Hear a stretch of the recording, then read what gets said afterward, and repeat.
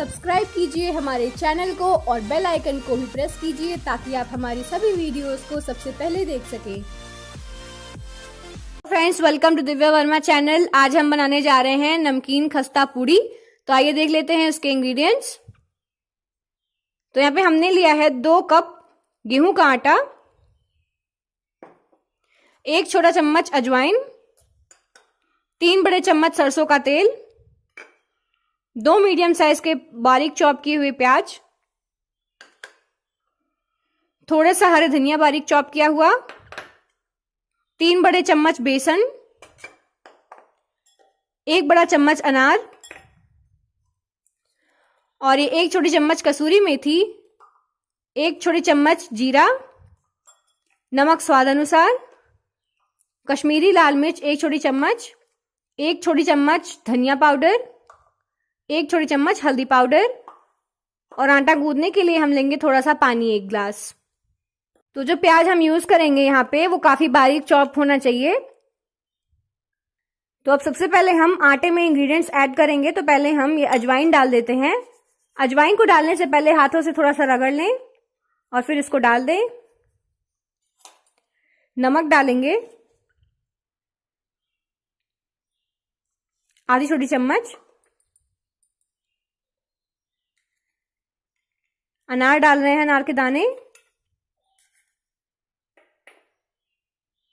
बेसन 3 बड़े चम्मच,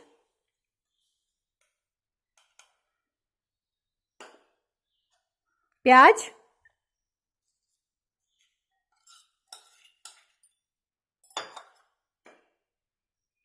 हरी धनिया के पत्ते,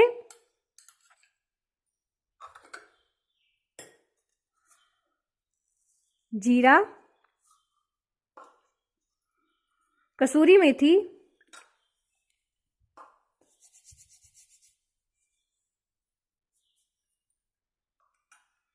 लाल मिर्च पाउडर, ये कश्मीरी लाल मिर्च पाउडर है,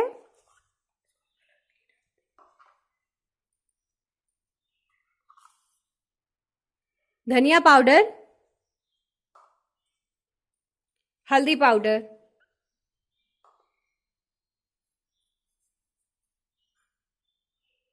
इसमें हम तेल डालेंगे 2 बड़े चम्मच और अब सभी इंग्रेडिएंट्स को हम आटे के साथ मिक्स कर लेंगे।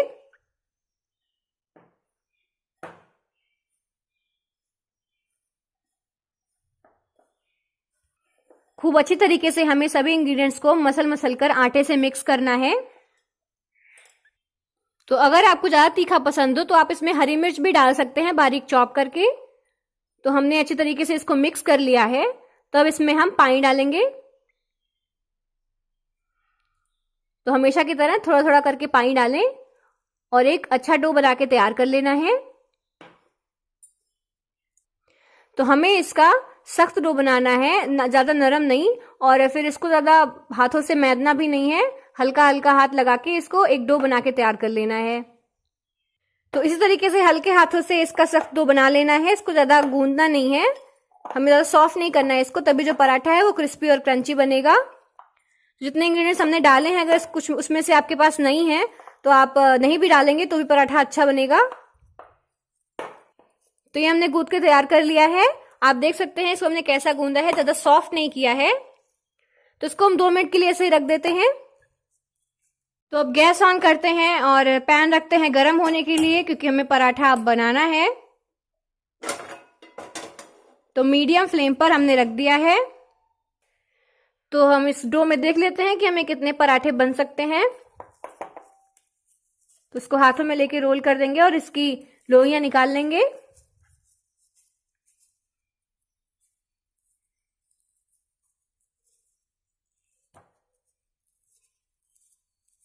तो जितना आटा हमने लिया था उसमें 4 पराठे जो हैं वो काफी आराम से बन जाएंगे।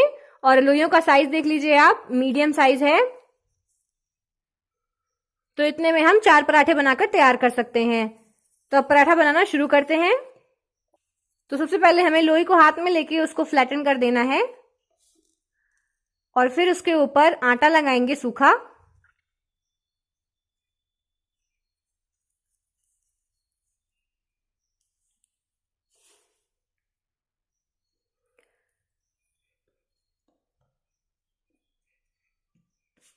तो इस तरीके से हमें इसको सेट करना है हाथों से,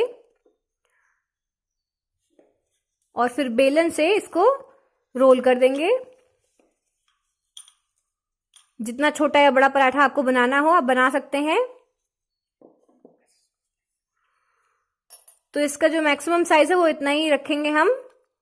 तो अब हम तवे पर तेल डाल देते हैं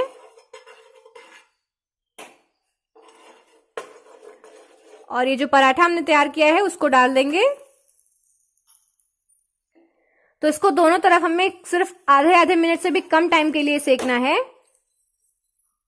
ताकि तेल लग के थोड़ा सा पक जाए। बस इतना ही सेकना है हमें, क्योंकि हमें इसे दोबारा फिर से सेकना है। तो इसलिए दोनों तरफ हम सिर्फ कुछ ही सेकंड्स के लिए तवे पर रखेंगे। तो टोटल हमें आधे मिनट लगेंगे दोनों तरफ से सेकने के लिए।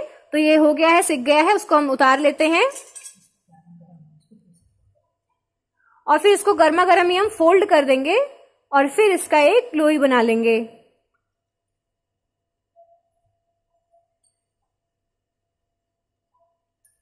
तो लोई को फिर से फ्लैटन करेंगे। तो याद रखिए, जब इसको हम फोल्ड करते हैं तो ये गर्मा गर्म होना चाहिए, यानी तवे से उतारा और सीधा फोल्ड कर दिया।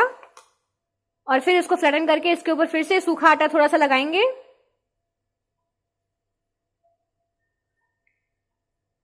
और फिर इसको हम रोल कर देंगे उतनी ही साइज का जितना हमने पहले रोल किया था।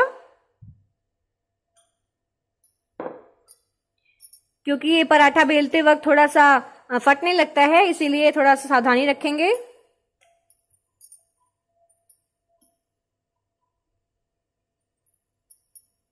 तो पराठा रोल होके तैयार हो गया है।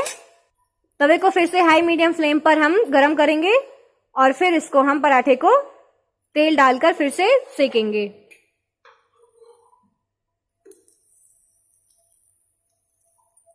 तो पहले हमें हल्का नरम खाली पराठे को पकाया था, तो अब हम इसको पूरी तरीके से पकाएंगे। अब दूसरी साइड पलट देंगे, इधर तेल लगा देंगे और इस तरीके से हमें दोनों तरफ पका लेना है पराठे को। तो इसको क्रिस्पी बनाने के लिए हम नाइफ से इसके अंदर छेद करेंगे। तो आप देख सकते हैं हम खाली नाइफ को इसके ऊपर पिन कर रहे हैं।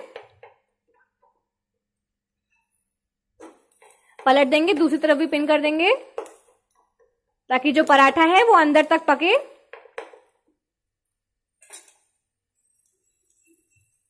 और फिर इसको हम थोड़ा सा प्रेस करके पकाएंगे।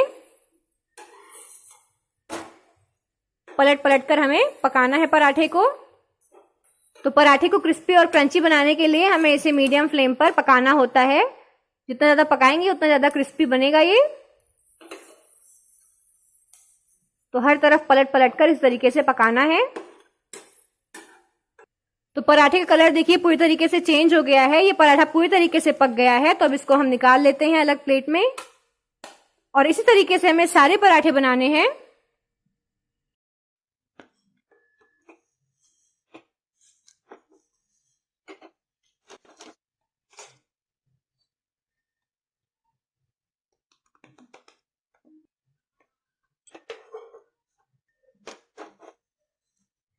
तो ये हमारा दूसरा पराठा भी बनके तैयार हो गया है। तो ये जो इसमें आप दरारें देख रहे हैं वो इसकी पहचान है कि पराठा जो है वो कंप्लीटली पक के तैयार हो गया है और काफी क्रिस्पी है।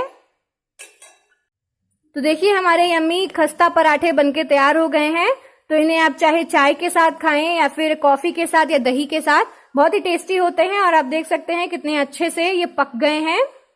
तो अगर आपको ये रेसिपी अच्छी लगे तो इसे प्लीज लाइक करें वीडियो को और शेयर करें और हमारे चैनल को सब्सक्राइब करना ना भूलें।